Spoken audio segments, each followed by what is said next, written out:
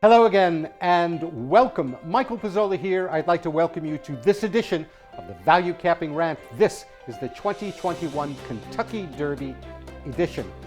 Racing fans, I got a lot of good feedback last year when right off the top I showed the summary grid of the screen of the handicapping software that I use, called ValueCapper. It's not handicapping, it's ValueCapping. We'll get to that in a second, where Tis the Law and Authentic were at the top 1-2. They were actually tied for the top and they finished 1-2. Big deal, like really short priced horse, short priced exacta. I thought I'd do the same this year for those of you who just say, well, who does the software like? So here you go. Guess what? Essential quality is right on top of the gap. Wow, what a genius you are, Michael. You actually have the sophisticated software that took a horse who's 5 for 5. 5 for 5. Lifetime. Won the Breeders' Cup Juvenile last year. You put him on top. Boy, what a genius. Yeah, obviously. It's an obvious horse. And so the question becomes, does that colt have any weakness? Can it be perhaps beaten by one of those horses in that square that you see there that might present a decent value bet? Before we get to that, if you'll allow me to introduce myself for those of you who don't know me. My name is Michael Pizzolla. I've been writing and teaching about this great game of ours for over 35 years. I am the author of the best-selling handicapping book, Handicapping Magic, co-author of the classic Pace Makes the Race. I'm the creator of the original online racing forum. Its current iteration is called Post Time Daily, and you can find that at posttimedaily.com. Fully featured, customizable, great way to get a past performance. I'm also the creator and designer of the Black Magic family of software. Its current iteration is called ValueCapper, which is a real departure from traditional, conventional handicapping. I've done a free video course for you explaining the premise behind value capping, why it's so different than handicapping. Look, I don't care if you're not interested in the software, that's fine. But I would love if you would watch at least the first video to understand why a different approach in this modern era, in this modern game, where so many players are armed with pretty good information we certainly didn't have 30 years ago. And I've heard from many of you, why the prices keep dropping, why so many favorites winning, and so forth. So you can sign up for that course. It's absolutely free. Put in your first name and email address. You'll get the first video right away, and the rest of the videos every couple of days in your email. All right, enough of that. What is this value capping voodoo of which you speak, Michael? It's very simple. Bet horses you like that the public shouldn't. Okay, preferably in spots where they're running against vulnerable favorites. Crucially, you wait for your price and you let the bet make you. Now, that sounds like it, pretty simple, pretty obvious. It took me the better part of 20 years to translate that into a way that I can communicate it to you, into software code that kind of does all the heavy lifting. Now, before we get into the Derby analysis, let me emphasize a few important points. This is not a touting video. There are 100 of them by now on YouTube, all over the internet. If you want to, hey, I think this horse is strong because, the connections are really high. Yeah, go. This is not for you. Okay, I've never touted, sold selections, done any of that in all of these years. Don't mean to start now. Rather, I'm doing this to present the principles of value capping, finding value when it's there in a race. I know it's corny, but the old saw that you teach him, you feed, you give a man a fish and you fed him for a day. If you teach him to fish, you feed him for a lifetime. Or as George Carlin would say, you teach him to sit in the boat and drink beer all day. But seriously, if just, like last video I did on the Lexington and Bluegrass and the Lexington, King Fury won, and it was one of the horses I pointed to, gave you an odds criteria. The horse wound up paying $38. I mean, and many of you have written to me, oh, I had this, thank you. That's fine, but now what? I don't want you dependent on me. I would like you to be able to make your own judgment. So that's why this is not a touting video, and I feel very strongly about that. Now, I will tell you who I'm intending to bet and at what odds, of course, but it's not like, hey, this horse is a mortal lock. Don't do that. Second, I'm making this video days before the Derby. I don't have weather changes. I don't have scratches. I did take a peek at the weather forecast, as reliable as those are, for Louisville. For the weekend, it looks like Saturday anyway is projected to be sunny. And those of you who are interested in the Kentucky Oaks, maybe a little cloudy, but who knows? We'll see. So I have analyzed this race on the basis of a fast track. An important thing to know, and this may put your mind at ease no matter what tool you use, whether you use software, numbers, all of them are just that. They are tools. A chisel in my hand and a chisel in the hand of Michelangelo are two very, very different things. So it's how you use it, number one. Plus, these tools that we use for analyzing a race are not crystal balls.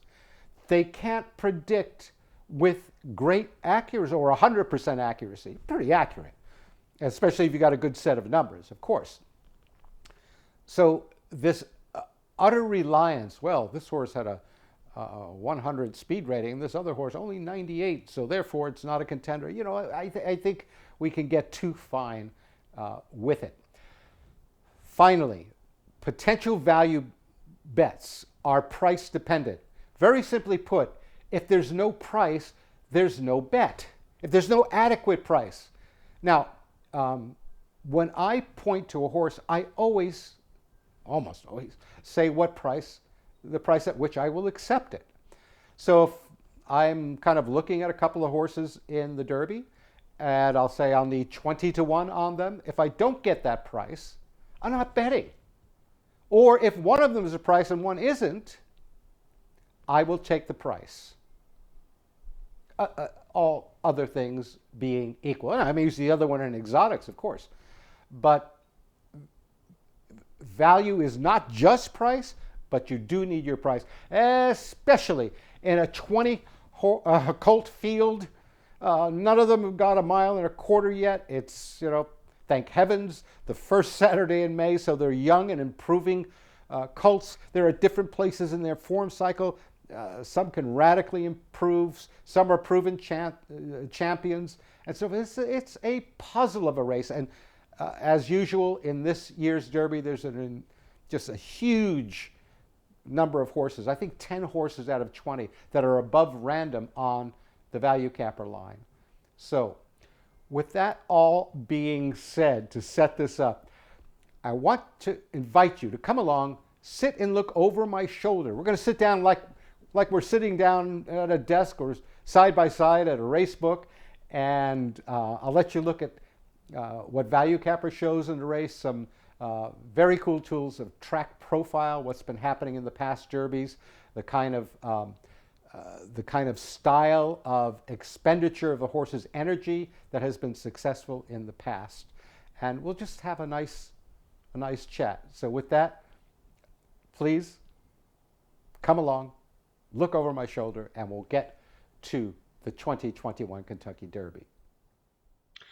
Okay, so look over my shoulder now as I analyze the 2021 Kentucky Derby.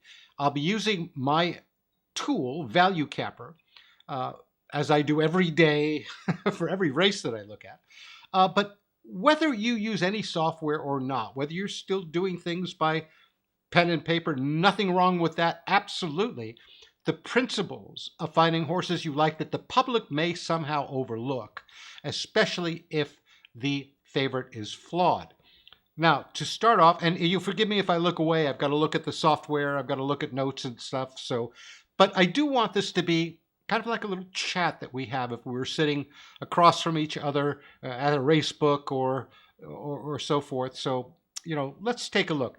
Now, rather than start out with, hey, wonder if this horse is undefeated, is going to beat this horse is undefeated. No. Let's step back. let's step back and see what kind of colt, if you will, running style, what kind of position in the race has been favored in Kentucky Derby's past. Okay, so since 2012, there have been 5 derbies that have been run on a fast track. Now, if you look at the beaten lengths of the second call and the percentage of energy expenditure, it's just a measure of, it's a ratio. How much energy the horse, or in this case colt, expends to the second call compared to the overall energy it's expended in the race. It's really just that simple.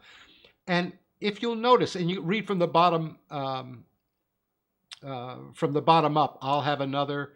Then one up from that is California Chrome in 14, and American Pharaoh in 15, Nyquist in 16, and then at the top there's Authentic last year. So when we look at the beaten lengths of the second call, other than I'll have another, all of them are within a couple of lengths at the second call. But look at those energy expenditures.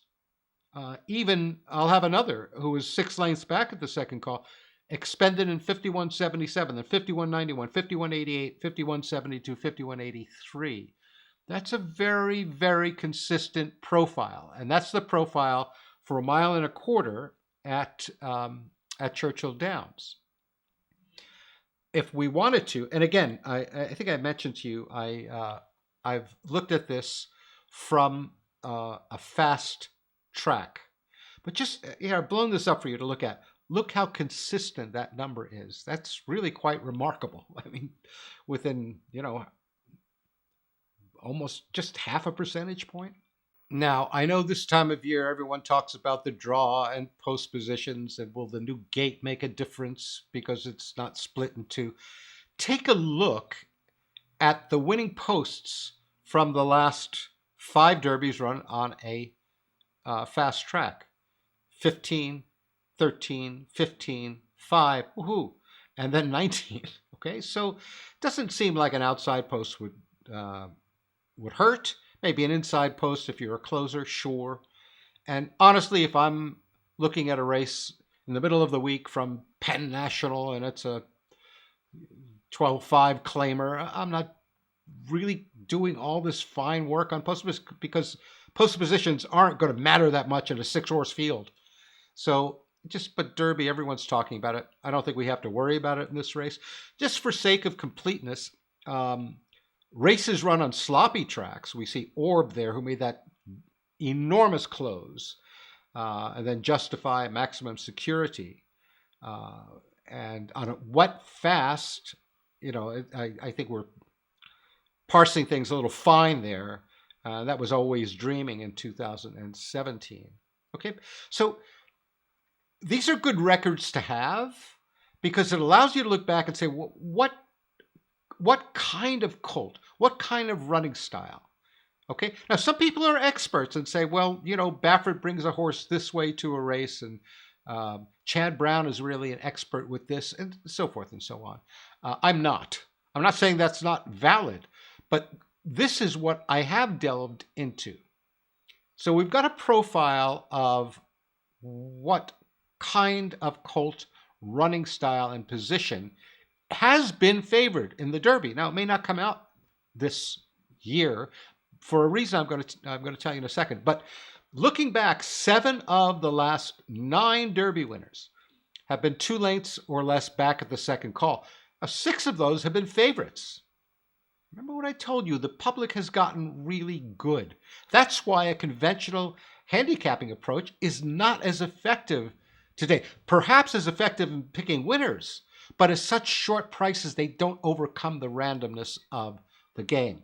So that's historical. Now let's look at what the projected pace scenario is in the 2021 Derby. You can look at my last year's Derby rant if you want to see a little more detail into how I do it. How I actually do it day to day is I let ValueCapper take care of it. And it presents something called acupressure. And we see that at the first call, Rock Your World, Medina Spirit, perhaps Helium, Hot Rod Charlie. And at the second call, Medina Spirit still there, maybe Hot Rod Charlie coming on a little bit, and so forth. That's a bunch of horses who want the lead at the first and second calls, and they're relatively close.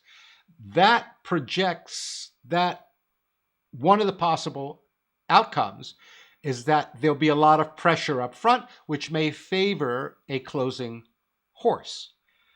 Now, here we go. So we have the track. And by the way, ValueCapper takes that into account because it sets the race up at highly pressured, which means that in calculating the line, the late numbers are slightly more emphasized. So the race shapes up as favoring a late running colt or a horse that maybe sits, not right on the pace, but a few lengths back and then makes a move. So that's what the race projects.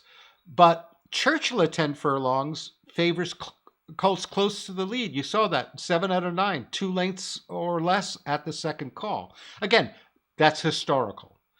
It seems like this colt, Essential Quality, can do whatever the heck is asked of him. So if you see his position at the second call, half a length when he won the Bluegrass, third by a neck, and he made a short close. And then if you look at the Breeders' Cup Juvenile, pretty good race, right? He closed from 6 by 4.5 lengths to win. So, and then when he won that race at Keeneland, the Breeders' Futurity, he virtually wired the field. And then a short close in his maiden win. So it seems that this is a versatile runner, that if he's got to be near or close to the lead, most likely, especially from the 14 post, he'll be just off the leaders.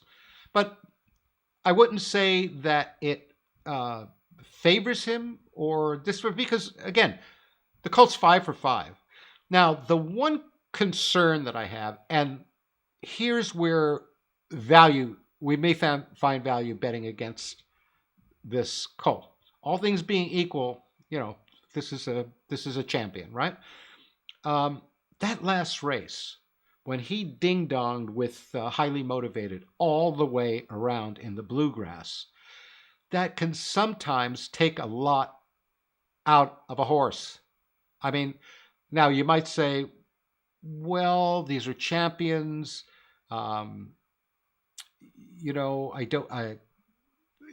They recover more quickly at this age. All of that may be true. All I know is this kind of effort, where they're really within a length with another horse all the way around the track, can take a lot out of a horse and can dull the position. Now, you don't need me or a computer program or fancy numbers to tell you that Essential Quality is an obvious colt in this race, right? I mean, the question then becomes, can we find value elsewhere? Well, if I were to bet against Essential Quality, it would be premised on an unknown, and that is, did that very tough race in the Bluegrass dull the colt's condition? If not, I think Essential Quality wins the race. But if his condition is just a little dull, there may be some interesting colts close to Essential Quality in numbers, and on this day, in this race, they may prevail. So here's what I'm looking at. This is my summary screen. It's a highly pressured race, yeah. Essential Quality is on top. Now, see that very hard indication? This is what ValueCapper does. It tells me, hey, it had a hard race last out. And then there's a cluster of five colts that, are all in with a shot, assuming Essential Quality may take a little step backwards. The second on the line is Hot Rod Charlie. This is the winner of the Louisiana Derby. It's got now, by the way, this colt was second to Essential Quality in the Breeders' Cup Juvenile, missed by 3/4 of a length. It was making a nice close and, getting to it, maybe another quarter mile, who knows? So the numbers are fine. I do note that it ran its best number. That the numbers in there, I've got the one circled, squared, 157.5 is this colt's top number. So, but actually, I saw the Louisiana Derby. It handled the mile and 3/16 pretty easily, earned a really good number. As far as running style, this horse comes slightly off the pace, although got the lead in the Derby and never relinquished it. So again, maybe there's some versatility. Maybe the jockey decided it needed to be on the lead last time. I don't know. Or that was the trainer's instruction. Don't know. But that's a good-looking colt. Next on the line is Highly Motivated. Now, this is a really interesting situation. And here's why.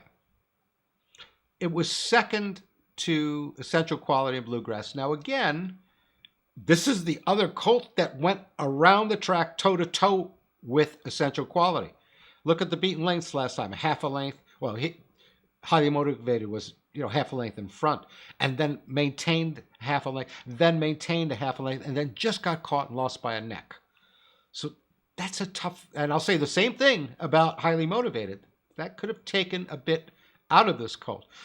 But look at the races behind it in the Gotham, the Nyquist, and its maiden races. Its maiden win, actually. Not so sure about the one in the mud at Saratoga. Not only does it fit the track profile of this short close, because it's 2.5 lengths behind the second call in each of them. Look at the percentage expenditure of energy, 51.54, 66, 51.54. Those are very close to that, the historical, last few years anyway, Kentucky Derby winners. So this colt fits both the track profile and the projection on today's race. Now, again, did that very tough race in the Bluegrass dull this horse's condition? Don't know. We're speculating here, yeah? So at the right price, I'll say, yeah, I'll bet against it. Or, we'll bet against Essential Quality. If I don't get the prices that I want on these other colts, no bet. Remember, I told you these value plays are price dependent. It's not all just price. Price isn't value. No, they have to have something going for it, like Highly Motivated, but they also need to be a price. In my mind, this next colt, Obesos, is the most interesting colt to me in the field. First of all, I love the name. It's out of Orb, and the dam is Snugs and Kisses. So they took the O from Orb, and then they took Kisses, in Spanish is Besos, Beso mi mucho, right? Everyone knows that song. And they call it Obesos. So right away, I like the name. Kidding. I do like the name. But what I really find interesting, look at all of its races. Now, admittedly, it's only won a maiden special, and it's won a non-winners 2 lifetime. It ran third to Hot Rod Charlie in the Louisiana Derby last out. Actually, only 2 lengths back. So that was quite a respectable showing. And this is more of a closer. Now, it has, when it won the allowance at Fairgrounds, but non-winners 2 lifetime, it's not exactly a champion. You wouldn't expect that to be the path a champion would take. But it made a close from 2.5 lengths back to win the race going away. Now, if there is an enormous pace duel up front, which could happen, this colt could make a big late move. And speaking of Orb, in 2013, Orb closed from 18 and almost 19 lengths back at the first call, 14.5 lengths at the second call to win going away. I don't know, like father, like son? I don't know. But at a good enough price, I may take a closer in this race like Obesos to make that big late move. Again, premised on essential quality being maybe declining a little bit, similarly with highly motivated, and projecting that there'll be a speed duel. Now that's, or a lot of pressure up front. That's a lot of speculation. You've got to be right on a lot of things. And, is the price, and here's the question I ask, is the price I'm getting at Bezos, let's say I look up at the board, Bezos. I look up at the board and it's 10-1. That's not enough for me. I'll tell you about the prices later, but 20-1, I'm interested. 25, yeah, I'm really interested. And I'll bet it knowing that maybe it's too deep a closer for how the track has been treating Kentucky Derby colts and so forth. There are two others from the Louisiana Derby, Midnight Bourbon and Mandaloun, who are in that cluster of colts, and I don't dislike these. I don't know what quite happened to Mandaloun last out. I mean, he was doing pretty well. Midnight Bourbon always seems to, hang around, but Midnight Bourbon looks a little bit too forwardly placed. Mandaloun, it's more like it, unless he's out of condition, as indicated by the last race, or just wasn't feeling well that day. You look back to the Risen Star second back, and he looks like a contender. So where does that leave us? Leaves us now. Okay, so now we've got a few horses that are interesting up near the top of my line. There is a colt at the way down on the line that I'm a little bit wary of, and that's Rock Your World. Why? Well, first of all, it's second morning line favorite. Look, morning line makers do a really good job for the most part. Do they have off days? Sure. Do they make a call that I don't agree with in certain races? Sure. But for the most part, this is the second morning line favorite. Why do I have it so far down on the line? Now, my little, ego will say, oh, because you're a genius, Michael, and you know a lot more. Well, maybe, but, I've been at this game a long time that I will at least take a look. This happens to be an undefeated colt, right? It's John Sadler is 3 for 3. It won impressively in all its races. The big thing is the numbers are, at least my numbers, these master pace numbers, are a little weak in this field. And so that's why it's down on the line. And at some point, you got to draw a line in the sand. I don't give good numbers to the Santa Anita Derby or to its Santa Anita turf races and live and die with it. This horse wins, it wins. And that's it. It's horse racing. It's speculating, which is why you need to get compensated. Now, again, at that hypothetical midweek race at Pimlico or Belmont, and there's maybe one issue in the race, maybe two, and in this we could go through every colt. It'd take me another hour, but we go through everyone, and there are issues and questions upon questions. The messier a race is, the more decisions you have to make, the more chance for being wrong about one of them. And at some point, you have to say to yourself, look, it's going to take like a real juggling act to be right about all of us and pass the race. And messy races like this, if this wasn't the Derby, I would be a lot less interested. Because it's the Derby, and let's face it, we're all racing fans as well. Now, I have my primary bets and my, kind of secondary bets. I'm not sure which one yet. I haven't really let that marinate. But, 20 colts, first time in a mile and a quarter, it's always going to be messy. So here's where we are. And by the way, Rock Your World, you see how far down on the line that is? I mean, good Lord.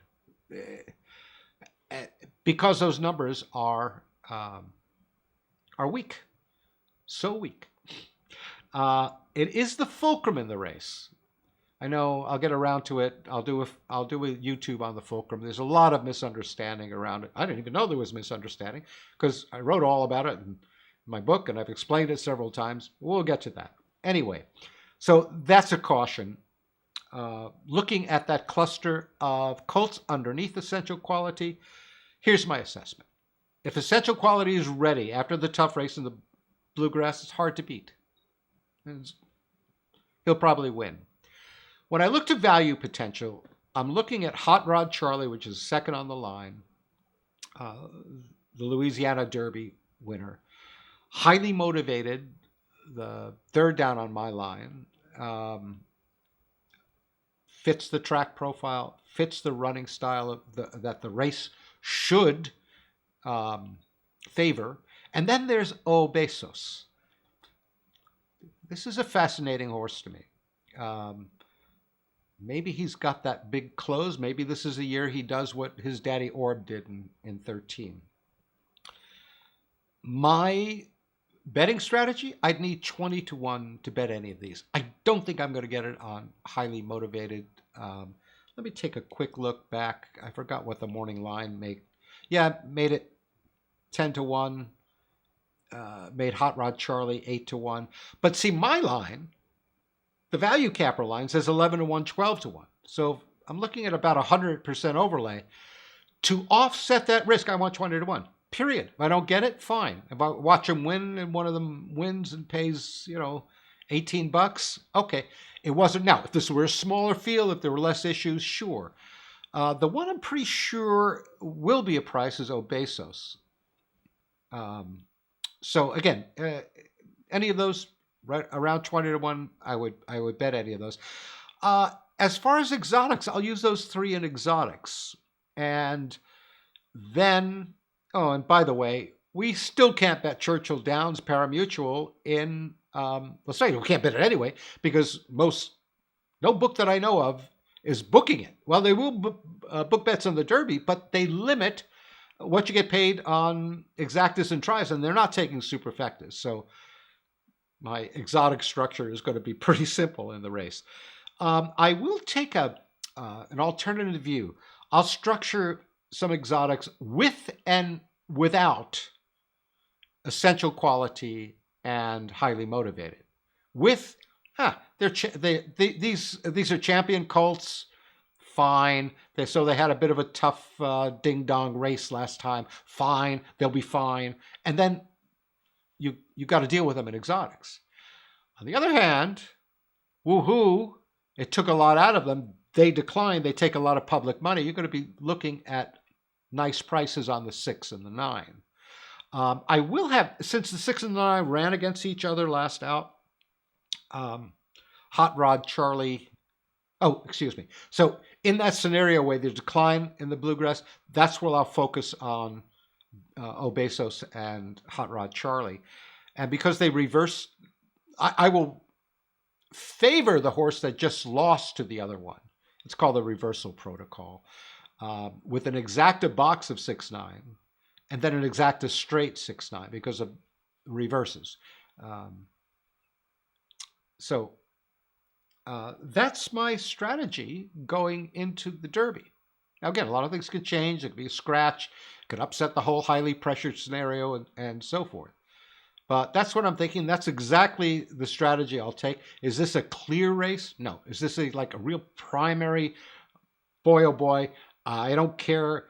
I bet a horse in it.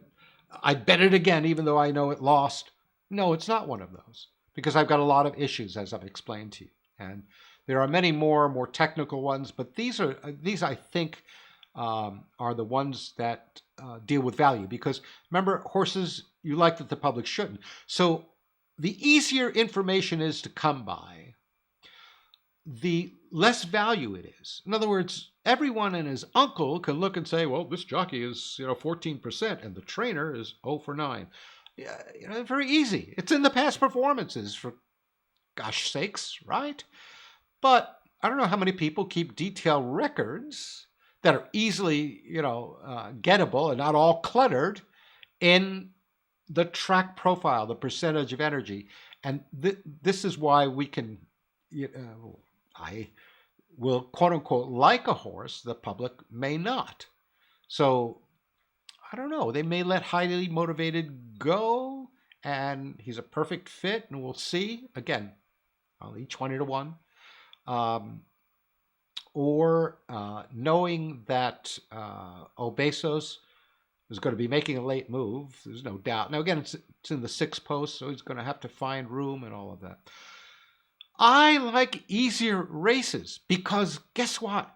You don't get paid extra on the ticket because you made a really interesting call.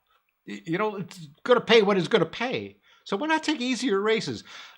And I find most of the opportunities, at least for me, comes on the undercards. Now, I haven't had time because, it takes a little while to get this video recorded and scripted, and not that I'm working on a script, obviously, but you know what I mean, produced in time to be relevant for the Derby. So I haven't looked at all the other tracks and so forth. And by the way, I think there are 11 tracks running in North America, Thoroughbreds, and I think we can bet 5 of them in Las Vegas. I mean, Las Vegas used to be the place you came before simulcasting was, available lots of places around the country. Anyway, I did find one of the Churchill Downs undercard, and that's in the 4th race. There's a horse called Hey Dakota, the 6 horse, on top. Horse I like, or ValueCapper likes, puts it at 6-1 at the top of the line. The public shouldn't. Its contention line is 11-1. It's got a lot of little extras going for it. There's some issues and anti-value with some of the favorites in this race. Now, look, this isn't a champion. It fared pretty well in the tropical turf at Gulfstream. It was a grade 3. Took a drop down last time, made a move that might be hidden from the public, closing from 10th to 5th. But look at that. I put a square around its late fraction of 100, which is really good. He's backed that up with a 103 back Kentucky Downs. But still, this is a late running colt in a race that, if my memory serves me, Mile Out of the Turf has been running late at Churchill. So I take this at 10-1. Well, it's not an overlay because it's 8-1 morning line. Oh, look at the morning line. My line's 6-1. I've got a projected target. The ValueCapper price, the VCP there says 7-1. I want a little more, 10-1, and I'm happy. It's not quite 100% overlay. It's about that, and that's something. That's just because I've been doing this for a while, and I get a feel for that. So I hope that's been useful. I hope that's been valuable. I hope you get the sense that when I talk about a race or a horse, I'm not talking about it in absolutes. I don't know for sure that because the last 7 of 9 derbies, the colt that won was forwardly placed will mean it will happen today. No, but I just keep that in mind. Similarly for the percentage of energy expenditure. Similarly, maybe, 1 or 2 of these trainers and owners and jockeys, maybe a few of them, are reading the past performances and know there might be a lot of speed. So one of the colts that might be providing pressure may take back. You just don't know. This is the random part of the game. This is why, as I said before, these tools are not crystal balls. So we are betting on probabilities, and we are doing our best to get a price that is higher than it should be. That's very different than this horse is a mortal lock. I'm telling you, Vinny, put your bottom dollar. No, because I don't think, unless someone is psychic, you can tell with certainty what's going to happen. So we're looking at different issues of value. Well, that's it for this year's Kentucky Derby Rant. I hope you enjoyed it. I thank you so much for spending this time with me, allowing to share my thoughts with you on this great game. Good luck on Derby Day. Good luck always. And wait for your prices. Let the bet make you. And I'll see you soon.